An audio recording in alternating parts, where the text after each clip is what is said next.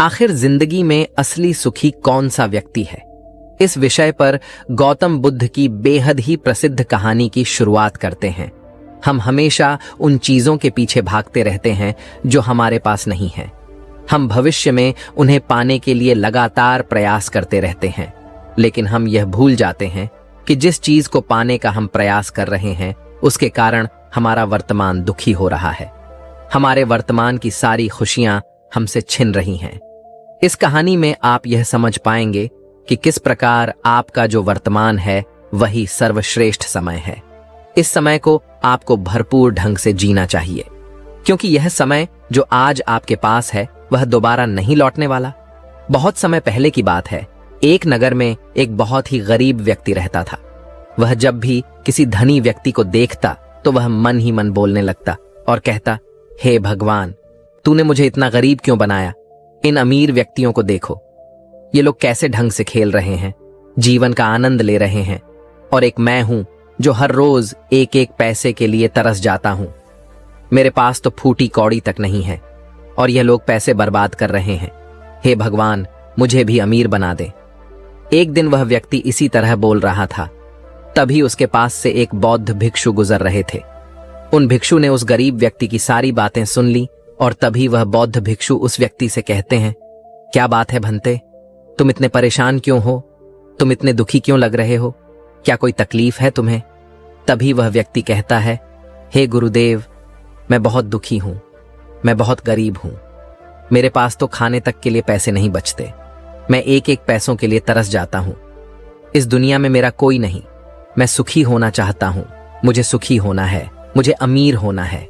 हे गुरुवर, क्या आप मुझे कोई ऐसा उपाय बता सकते हैं जिससे मैं जल्द से जल्द अमीर हो जाऊं और मेरे पास किसी चीज की कोई कमी ना रहे? उस व्यक्ति की यह बात सुनकर उन बौद्ध भिक्षु ने उस व्यक्ति की तरफ ध्यान से देखा और फिर उस व्यक्ति को कहते हैं, भंते, तू मेरे साथ चल। इतना कहकर वह भिक्षु उस गरीब व्यक्ति को एक अमीर व्यक्ति के घर ले गए। उस अमीर के घर को देखकर उस गरीब व्यक्ति की आंखें फटी की फटी रह गईं।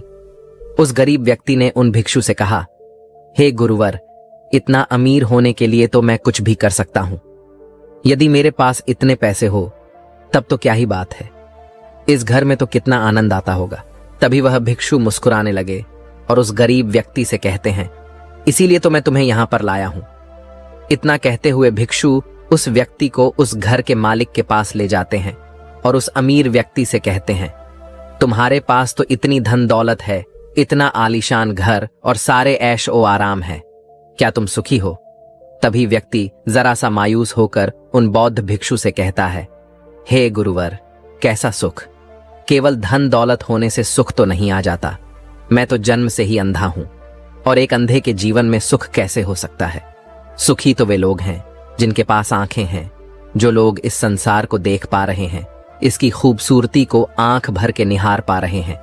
हे गुरुवर, मैं तो बस इतना ही चाहता हूं कि केवल मुझे कुछ पलों के लिए ही सही, लेकिन इस संसार को देखने का अवसर प्राप्त हो। मैं कम से कम एक बार अपने माता पिता, अपने रिश्तेदारों को देख सकूं, और इसके लिए चाहे मुझसे मेरी कोई पूरी दौलत ही क्यों ना ले ले, मैं देने के लिए तैयार हूं। मैं इतना दुखी हूं जितना दुखी और कोई नहीं हो सकता।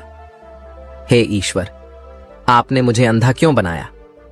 तभी उन बौद्ध भिक्षु ने उस गरीब व्यक्ति की ओर इशारा करते हुए कहा, तुम्हारे पास एक बहुत दिग्गज अवसर है। यदि तुम चाहो तो केवल अपनी आंखें देकर तुम इस अन्य व्यक्ति की सारी धन दौलत ले सकते हो और उसके बाद तुम भी अमीर बन जाओगे, तुम भी सुखी हो जाओगे, तुम्हें तुम्हारा सुख मिल जाएगा और इस अंधे व्यक्ति को उसका सुख प्राप्त हो जाएगा। तभी वह गरीब व्यक्ति कहता है, नहीं नहीं गुरुजी, आप ये क्या कह रहे हैं? बिना आंखों के मैं अमीर होकर क्या करूंगा? ना गुरु, ना मैं अपनी आंखें नहीं दूंगा। तभी वह बौद्ध भिक्षु उस गरीब व्यक्ति से कहते हैं, एक बार फिर से सोच लो, इतना अच्छा अवसर तुम्हें दोबारा नहीं मिल पाएगा। तभी वह गरीब व्यक्ति कहता है, यदि आपके पास कोई और मार्ग है तो बताइए, अन्यथा मैं अपने घर चलता हूं। तभी वह भिक्षु उस युवक से कहते हैं, ठीक है, ठीक है, यदि तुम अपनी आंखें नहीं देना चाहते तो कोई बात नहीं, हम कोई और रास्ता निकाल लेते हैं, तभी वह बौद्ध भिक्षु उस व्यक्ति का हाथ धरकर उसे एक और धनी व्यक्ति के घर ले जाता है। इस धनी व्यक्ति का घर पहले वाले धनी व्यक्ति से और भी ज्यादा विशाल था। यह देखकर वह गरीब व्यक्ति कहता है, अरे अरे, इतना आलीशान घर मैंने आज तक नहीं देखा था। तभी वह बौद्ध भिक्षु उस गरीब व्यक्ति को उस धनी व्यक्ति के पास ले जाते हैं और उस धनी व्यक्ति से कहते हैं, आप तो बहुत सुखी होंगे, आपके पास इतना आलीशान घर है, इतनी धन दौलत है, सारे ऐशो आराम है, आपको तो किसी चीज की कोई कमी नहीं, आप अवश्य ही बहुत सुखी होंगे। तभी वह धनी व्यक्ति मायूस होकर उन बौद्ध भिक्षु से कहता है, आप यह कैसी बातें कर रहे हैं? आप तो जानते हैं कि मेरे दोनों हाथ काम नहीं करते, मैं अपाहिज हूं। यह जो इतनी धन दौलत आप देख रहे हैं, इन्हें देखकर भी मैं अपने हाथ वापस नहीं ला सकता। तो ऐसे में यह धन दौलत मेरे किस काम की? इससे तो अच्छा होता कि ईश्वर ने भला ही मुझे गरीब बनाया होता, लेकिन कम से कम मेरे दोनों हाथ मुझे सही दे देता। ना जाने भगवान ने मुझे क्यों अपाहिज बना दिया। जितना दुखी मैं हूं, उतना दुखी और कोई नहीं होगा। तभी एक बार फिर उन बौद्ध भिक्षु ने उस गरीब व्यक्ति की ओर इशारा करते हुए कहा, भंते, तुम्हारे पास एक और मौका है। यदि तुम चाहो तो अपने दोनों हाथ देकर इस अमीर व्यक्ति की सारी धन दौलत ले सकते हो। क्या कहते हो? क्या तुम तैयार हो? और अब की बार तो तुम्हें आंखें भी नहीं देनी होगी, तुम्हारी आंखें तुम्हारे साथ ही रहेंगी। तभी वह गरीब व्यक्ति उन बौद्ध भिक्षु से कहता है, अरे महाराज, आप ये क्या कह रहे हैं? एक अपाहिज होकर मैं इस धन दौलत का क्या करूंगा? क्या आपके पास कोई ऐसा अमीर व्यक्ति नहीं है जिसका पूरा शरीर भी स्वस्थ हो और उसके पास बेशुमार धन दौलत भी हो? तभी वह बौद्ध भिक्षु उस व्यक्ति का हाथ धर करके उसे तीसरे अमीर व्यक्ति के पास ले जाते हैं। उस अमीर व्यक्ति के पास उसका अपना महल था। यह देखकर वह गरीब व्यक्ति उन बौद्ध भिक्षु से कहता है, हे गुरुवर, ये तो अवश्य ही बहुत सुखी होगा। इसके पास तो इतना आलीशान महल है, इसके पास तो इतनी सारी धन दौलत है, ये अवश्य ही बहुत खुश रहते होंगे, इनका जीवन तो आनंद में होगा। तभी वह बौद्ध भिक्षु उस गरीब व्यक्ति को उस धनी व्यक्ति के पास ले जाते हैं और फिर उस धनी व्यक्ति से कहते हैं, आप तो अवश्य ही खुश रहते होंगे, क्योंकि आपके पास इतना आलीशान महल है, इतनी सारी धन दौलत है, आपके पास तो सारी सुख सुविधाएं भी हैं, आपका जीवन तो आनंद में बीतता होगा। इसके जवाब में वह अमीर व्यक्ति कहता है, हे गुरुवर, कैसा आनंद! मुझ जैसा दुखी इस दुनिया में और कोई नहीं होगा। मैं आज बहुत दर्द में हूं। मेरी पत्नी ने मुझे धोखा दे दिया है, वह किसी और से प्रेम करती है जो मुझसे भी अमीर है। आज मुझे समझ आया कि यह धन दौलत कभी किसी को सुख दुख नहीं दे सकती, और जब मन में दुख हो तो यह धन दौलत किस काम की। मुझसे सुखी तो वह गरीब इंसान होगा जिसकी पत्नी कम से कम उसके साथ तो है, वो उसके साथ वफादार तो है। आज मैंने तय कर लिया है कि मैं अपनी पत्नी और उसके प्रेमी की हत्या कर दूंगा। यह सुनकर वह भिक्षु उस अमीर व्यक्ति से कहते हैं, इससे पहले कि तुम ऐसा कदम उठाओ, कम से कम मुझे भोजन तो करवा दो। जाओ और भोजन की व्यवस्था करो और साथ में कुछ कांच के टुकड़े भी ले आना। वह धनी व्यक्ति सभी साधु संतों का बहुत आदर करता था, इसलिए वह उन बौद्ध भिक्षुओं की बात मान जाता है। लेकिन वह यह नहीं समझ पाता कि आखिर उन बौद्ध भिक्षु ने खाने के साथ कांच के टुकड़े क्यों मंगवाए हैं। लेकिन जैसा कि उन बौद्ध भिक्षु ने कहा था, वह अमीर व्यक्ति उसी प्रकार खाने की व्यवस्था कर देता है। वह भोजन के साथ कुछ कांच के टुकड़े लेकर उन बौद्ध भिक्षु के पास पहुंचता है। तभी वह बौद्ध भिक्षु, वह गरीब व्यक्ति और वह धनी व्यक्ति तीनों एक साथ भोजन करने बैठते हैं, और उसी समय बौद्ध भिक्षु कुछ कांच के टुकड़े उठाकर उस अमीर व्यक्ति के भोजन में मिला देते हैं और उससे कहते हैं, लो, अब तुम इसे खा सकते हो। वह अमीर व्यक्ति अचंभित हो गया और उन बौद्ध भिक्षु से कहता है, हे गुरुवर, आप यह क्या कह रहे हैं? इस खाने में तो कांच के टुकड़े आपने मिलाए हैं, इस भोजन को मैं कैसे खा सकता हूं? यदि यह भोजन मैं करूंगा तो इससे मुझे बहुत तकलीफ होगी और हो सकता है कि मेरी मृत्यु भी हो जाए। तभी वह भिक्षु मुस्कुराने लगे और उस अमीर व्यक्ति से कहते हैं, तुम्हें यह बात तो समझ में आ गई, लेकिन तुम्हें यह बात नहीं समझ में आती कि अगर इस भोजन को खाना है तो इस भोजन के कांच के टुकड़ों को तुम्हें निकालकर अलग करना ही होगा, तभी यह भोजन तुम्हारे खाने योग्य बनेगा और तब यह भोजन तुम्हें कोई तकलीफ नहीं देने वाला, बल्कि तुम्हें सुख ही प्रदान करेगा। इस पर वह अमीर व्यक्ति अचरज में उन बौद्ध भिक्षु से कहता है, हे गुरुवर, आखिर आप क्या कहना चाहते हैं? तभी वह बौद्ध भिक्षु उस अमीर व्यक्ति से कहते हैं, ऐसे लोग जो कांच के टुकड़े के समान हैं, यदि तुम उनके साथ चिपके रहोगे तो तुम्हें दर्द तो अवश्य ही होगा। जिस प्रकार यह कांच का टुकड़ा मिला हुआ भोजन तुम्हें दर्द प्रदान करेगा, इसलिए इसका समाधान तो यही है कि तुम इन कांच के टुकड़ों को भोजन से अलग कर दो और जो है उस पर ध्यान दो, अर्थात कि तुम उन लोगों को भूल जाओ जो तुम्हारे जीवन में नहीं है और उन लोगों पर ध्यान दो जो इस समय तुम्हारे साथ हैं, जैसे कि तुम्हारी पुत्री। वह भी तो तुम्हारे प्यार की भूखी है। क्या तुम्हारा यह कर्तव्य नहीं है कि तुम उसका ख्याल रखो, उसकी परवरिश करो?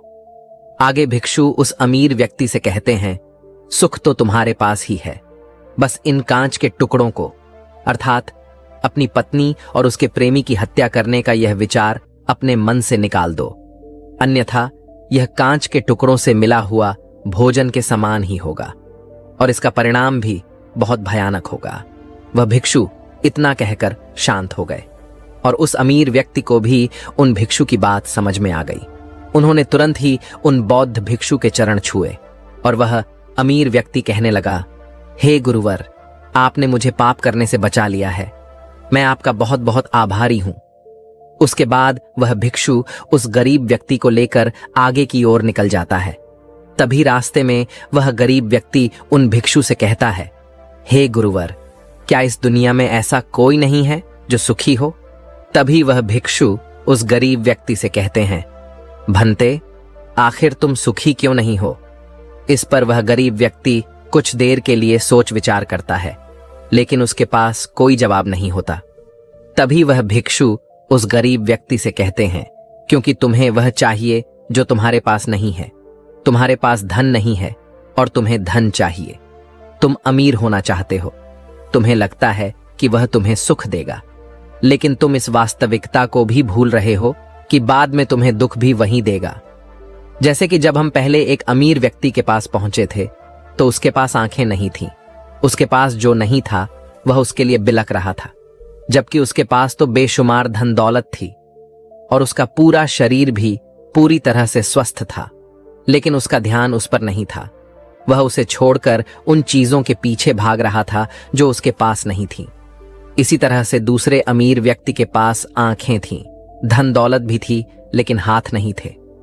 इसी प्रकार जो चीज उसके पास थी वह उसका आनंद नहीं ले रहा था, बल्कि वह तो इस दुख में था कि उसके पास उसके हाथ नहीं है। और ठीक इसी प्रकार से तीसरा अमीर व्यक्ति भी दुखी था, क्योंकि उसके पास तो धन दौलत भी थी, ऐशो आराम भी था और उसके पास तो उसका पूरा शरीर भी था।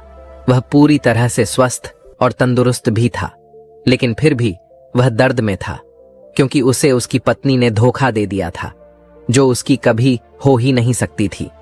जो स्त्री केवल धन के लिए किसी और के साथ भाग जाए, क्या वह उसका साथ कभी दे सकती थी? नहीं। लेकिन उस अमीर व्यक्ति के पास जो था, अर्थात उसकी पुत्री, वह उसके बारे में सोच ही नहीं रहा था। आगे वह भिक्षु उस गरीब व्यक्ति से कहते हैं, अमीर गरीब होने से दुख और सुख का कोई मतलब नहीं होता। अमीर हो या गरीब, हमारे दुखी होने का एकमात्र कारण यही होता है कि हम हमेशा उन चीजों के पीछे भागते रहते हैं जो हमारे पास है ही नहीं, और जो वर्तमान में हमारे पास है हम उस पर ध्यान ही नहीं देते और ना ही उसका आनंद ले पाते हैं। हम तो केवल भविष्य में घूमते रहते हैं, भूतकाल में अटके रह जाते हैं, और यह सारी गलतियां हम वर्तमान की जमीन पर करते हैं। और यही कारण है कि तुम कभी आनंदित हो ही नहीं पाते, तुम कभी खुश नहीं रह पाते, क्योंकि जो आनंद का समय है, अर्थात वर्तमान का समय है, वह तो यूं ही नष्ट हो जाता है। तभी आगे वह भिक्षु उस गरीब व्यक्ति की ओर इशारा करते हुए कहते हैं, भंते, तुम मुझे यह बताओ, क्या तुम्हारे पास उन तीनों अमीर व्यक्तियों के दुखों में से कोई एक भी दुख है? तभी वह गरीब व्यक्ति सोच विचार कर उन भिक्षु से कहता है, नहीं, मेरे पास उन अमीर व्यक्तियों के दुख में से कोई भी दुख नहीं है। इस पर भिक्षु उस गरीब व्यक्ति से कहते हैं, तो फिर तुम दुखी क्यों हो?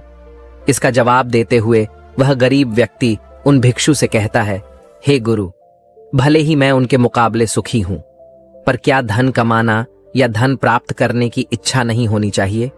क्या मुझे अपने वर्तमान को इसी तरह से स्वीकार कर लेना चाहिए? क्या मुझे हमेशा इसी तरह से गरीब रहना चाहिए? तभी भिक्षु दिल से मुस्कुराते हुए उस गरीब व्यक्ति से कहते हैं, वर्तमान में वर्तमान क्षण का आनंद लो। वर्तमान में ही ऐसे कर्म करो जिससे तुम्हारा भविष्य सुधर सके, लेकिन ऐसी चीजों के पीछे व्यर्थ समय न गवाओ जो तुम्हारे पास आज नहीं है। जो तुम्हारे पास आज है उसका आनंद लो, और जो तुम पाना चाहते हो उसके लिए केवल कर्म करो, और उस कर्म का फल तुम्हें भविष्य में मिलेगा। यानी इसकी चिंता में भी मत रहना, क्योंकि यदि तुम इसकी चिंता में रहोगे तो कभी सुखी नहीं रह पाओगे, भले ही हालात कितने भी बुरे क्यों ना हो। केवल अपने आज पर ध्यान दो और अपने कर्म मन लगाकर करो। इतना कहकर वह भिक्षु शांत हो गए, और गरीब व्यक्ति को भी उन बौद्ध भिक्षु की बात अच्छी तरह से समझ में आ चुकी थी। वह यह समझ चुका था कि अब से उसे अपने वर्तमान पर ध्यान देना है, उसे अपने वर्तमान को सुधारना है। उसके बाद उस गरीब व्यक्ति ने उन बौद्ध भिक्षु को प्रणाम किया और वापस अपने घर लौट गया। अब से वह गरीब व्यक्ति यह सोचकर हमेशा खुश रहने लगा कि कम से कम वह उन 3 अमीर व्यक्तियों से अधिक खुश है। उसके पास अधिक खुशियों की वजह है। हाँ, यह बात और है कि उसके पास धन नहीं है, लेकिन उसके पास ऐसी चीजें हैं जो धन से कहीं ज्यादा कीमती हैं, और वह है उसका पूरा शरीर जो पूरी तरह से स्वस्थ है। दोस्तों, मैं उम्मीद करता हूं कि यह कहानी सुनने से आपके जीवन में अच्छे बदलाव आए होंगे।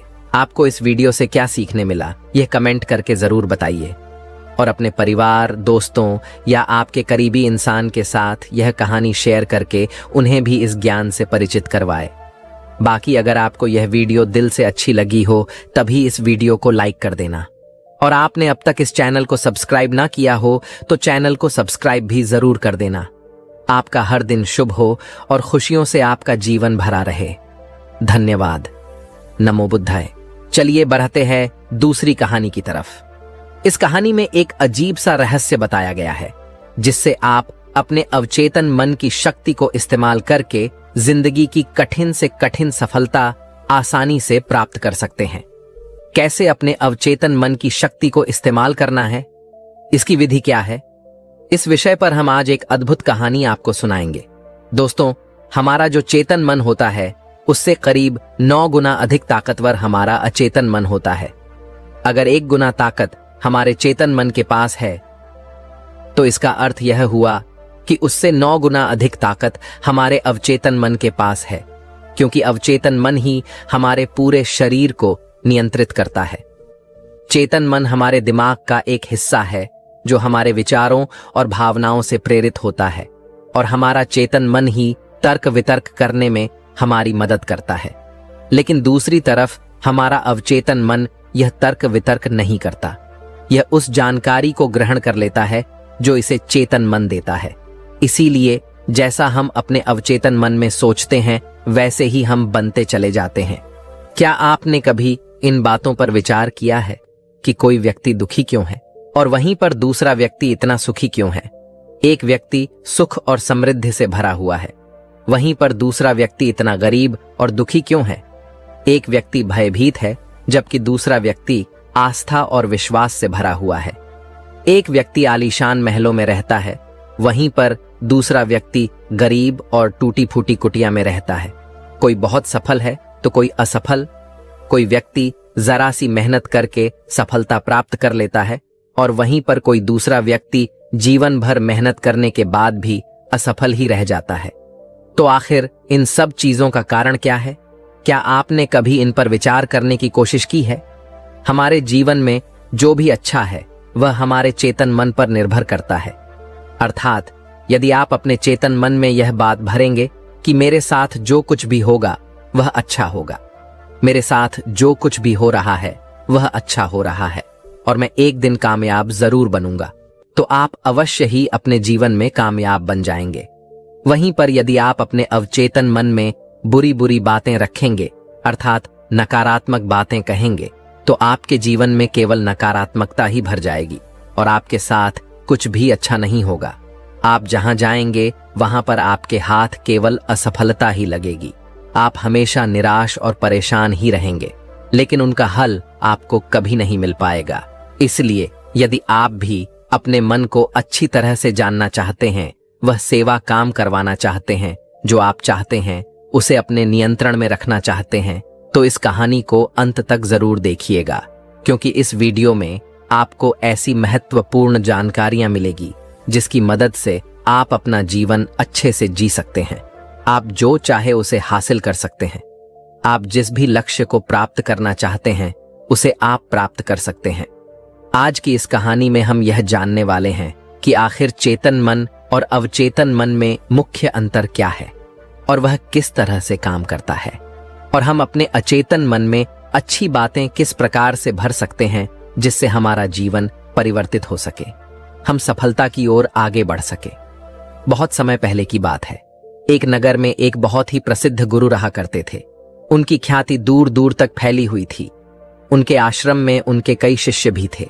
एक दिन संध्या के वक्त वह गुरुवर अपने सभी शिष्यों को बुलाकर उन्हें उपदेश दे रहे थे। वे कह रहे थे, शिष्यों, हमारा मस्तिष्क दो भागों में विभाजित है, चेतन मन और अवचेतन मन। चेतन मन हमारे मस्तिष्क का पहरेदार है, वहीं पर अवचेतन मन हमारा मालिक है। उन गुरु की आवाज सुनकर एक शिष्य ने कहा, है गुरुदेव, आप क्या कहना चाहते हैं?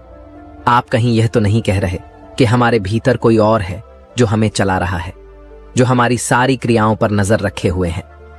इस पर गुरुवर उस शिष्य को मुस्कुराते हुए कहते हैं, भंते, मैं तुम्हें एक छोटी सी कहानी सुनाता हूं। इस कहानी में तुम्हें तुम्हारे सवालों का जवाब मिल जाएगा। इस कहानी को ध्यानपूर्वक सुनना और इसे समझने का प्रयास करना। आगे गुरुवर कहानी बताते हुए कहते हैं, बहुत समय पहले की बात है। एक नगर में एक बहुत ही धनी सेठ रहा करता था और उसकी एक आलीशान हवेली भी थी।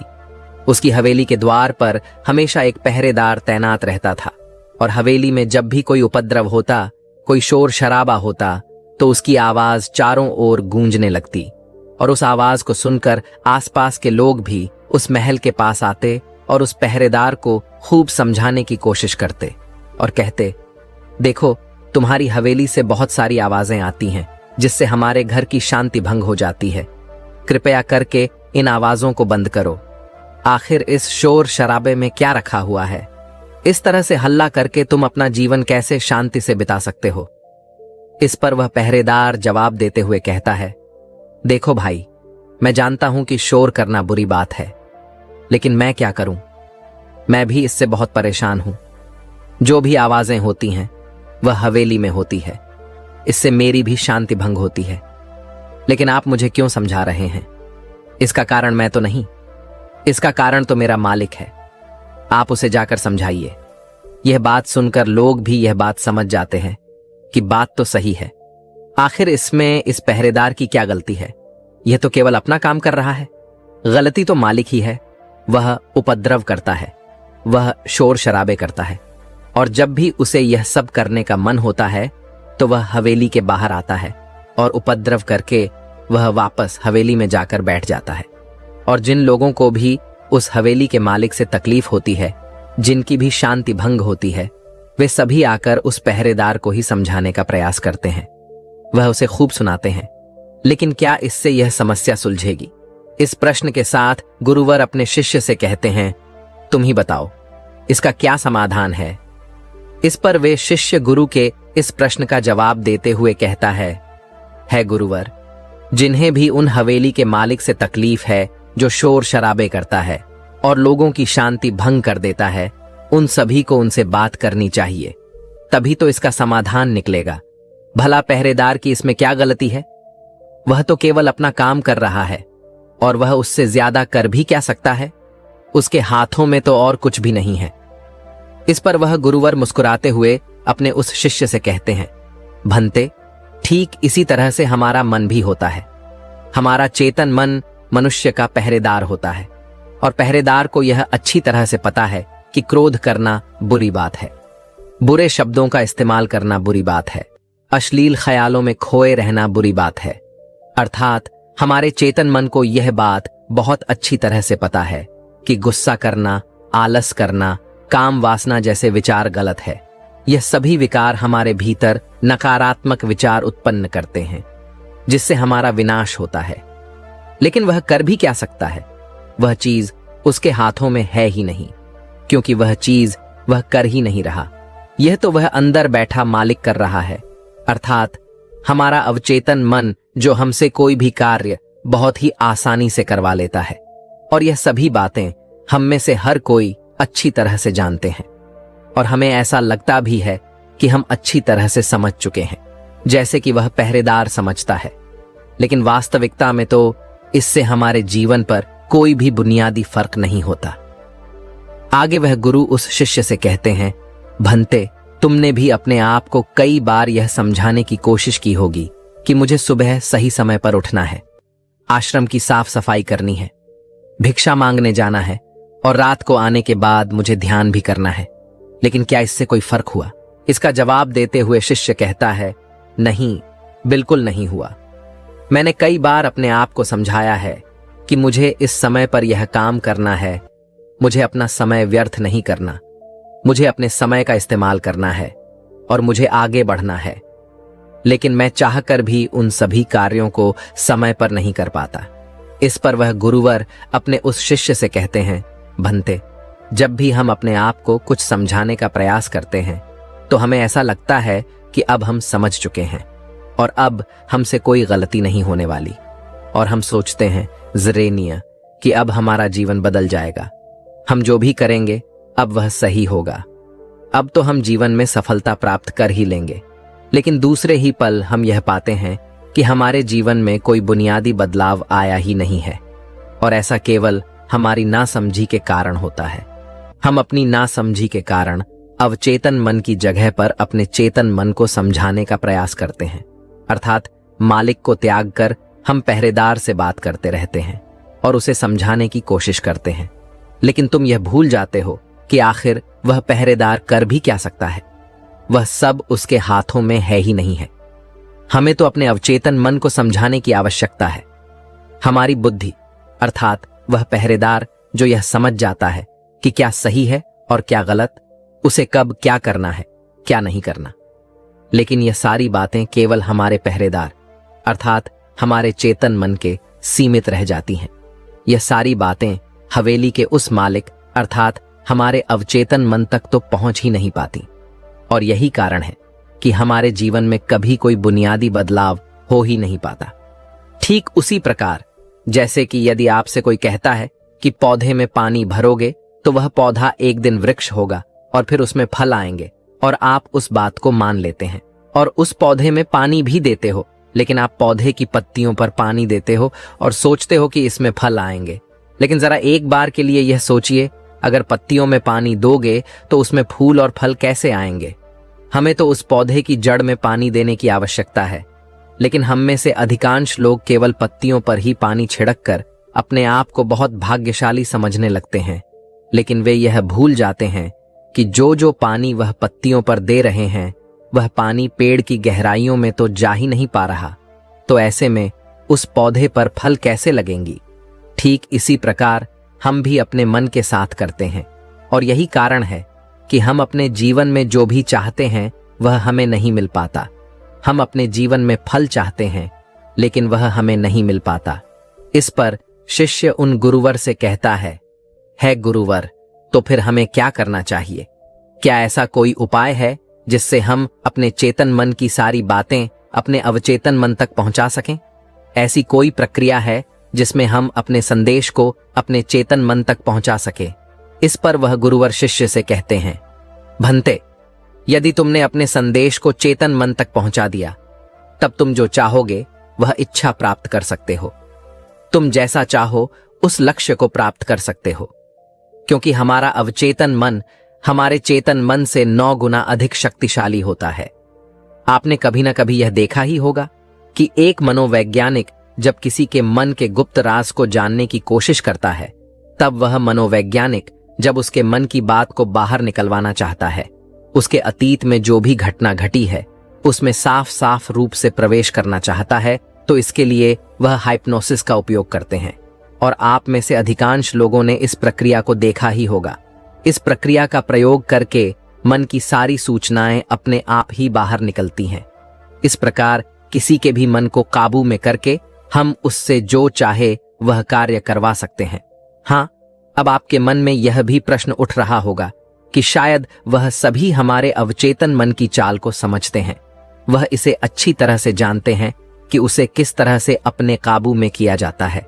तो इसका जवाब बहुत ही सीधा और सरल है, और इसका जवाब है हाँ, क्योंकि उन्होंने इसके ऊपर कई बार प्रयोग किया है और वह इसमें इतने निपुण हो जाते हैं कि वह किसी भी दूसरे मन पर अपना काबू कर सकते हैं। और अगर आप भी अपने अवचेतन मन की बात को समझते हैं, अपने मन की चाल को समझते हैं, तो आप भी अपने ही नहीं बल्कि किसी दूसरे के मन को भी वश में कर सकते हैं।